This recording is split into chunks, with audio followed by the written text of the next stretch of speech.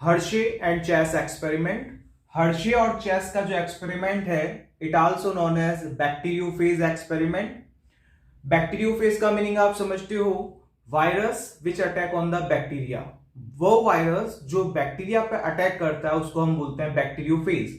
Hershey और chess ने T2 bacteriophage लिया था और इस्चेरिया कोलाई बैक्टीरिया पे इसको अटैक करवाया था। First of all bacteriophage grow in two medium, radioactive phosphorus medium and radioactive sulphur medium. अब जो बैक्टीरियोफेज फास्फोरस मीडियम में ग्रो करेंगे तो उनके डीएनए पे क्या लेबल्ड हो जाएगा? फॉस्फोरस। बैक्टीरियोफेज के डीएनए पे क्या लेबल्ड हो जाएगा? फॉस्फोरस, बिकॉज फॉस्फोरस जो होता है वो डीएनए में प्रेजेंट होता है, इसलिए इनका डीएनए जो हो गया वो फॉस्फोरस से लेबल्ड हो गया। नाउ रेडियोएक्टिव सल्फर मीडियम में जो बैक्टीरियोफेज ग्रो करेंगे तो इनका जो प्रोटीन कॉट होता है, ये बाहर जो कवरिंग आप देख रहे हो इसको प्रोटीन कॉट बोलते हैं, कैप्सिड। इसके ऊपर क्या आ जाएगा? रेडियोएक्टिव सल्फर आ जाएगा, because sulphur present in a protein.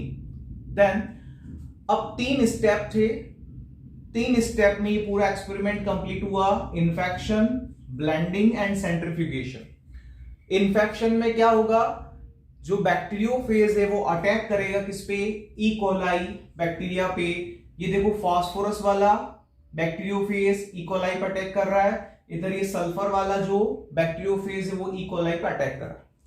Attack कर रहा है मतलब वो अपना जेनेटिक मटेरियल जो है डीएनए वो उसके अंदर ट्रांसफर कर रहा है। देखो यहां जेनेटिक मटेरियल ट्रांसफर हो रहा है, इधर भी जेनेटिक मटेरियल ट्रांसफर हो रहा है। Now blending. ब्लेंडिंग प्रोसेस में होगा सेपरेशन।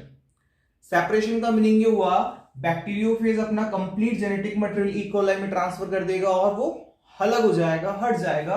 ये देखो यहाँ पे पूरा ट्रांसफर कर दिया, अलग हो गया। इधर भी पूरा डीएनए यहाँ पे आ गया, जेनेटिक मटेरियल ट्रांसफर हो गया। नाउ सेंट्रीफ्यूगेशन प्रोसेस में हम डिटेक्ट करेंगे कि फाइनली हमें क्या फाउंड होता है inside the E coli bacteria. देखो यहां ई कोलाई बैक्टीरिया के अंदर फॉस्फोरस डिटेक्ट हुआ, फॉस्फोरस प्रेजेंट है, इट मींस रेडियोएक्टिव फास्फोरस आया। फास्फोरस किस पे था? डीएनए पे। It means DNA is a genetic material और जो ये प्रोटीन कॉट है इसके अंदर कोई रेडियोएक्टिव एलिमेंट फाउंड नहीं हुआ। इधर देखो no sulphur detect inside the E coli. E coli के अंदर, इस्चेरिया कोलाई के अंदर कोई सल्फर डिटेक्ट नहीं हुआ, कोई रेडियो एक्टिव एलिमेंट नहीं आया, बिकॉज सल्फर तो कहां था? प्रोटीन कॉट में था। तो रेडियो एक्टिविटी कहां डिटेक्ट हुई? Inside the protein coat. तो यहां पे ये एक्सप्लेन हो गया कि DNA is the genetic material. अरे यार, लाइक सब्सक्राइब और शेयर तो कर दो।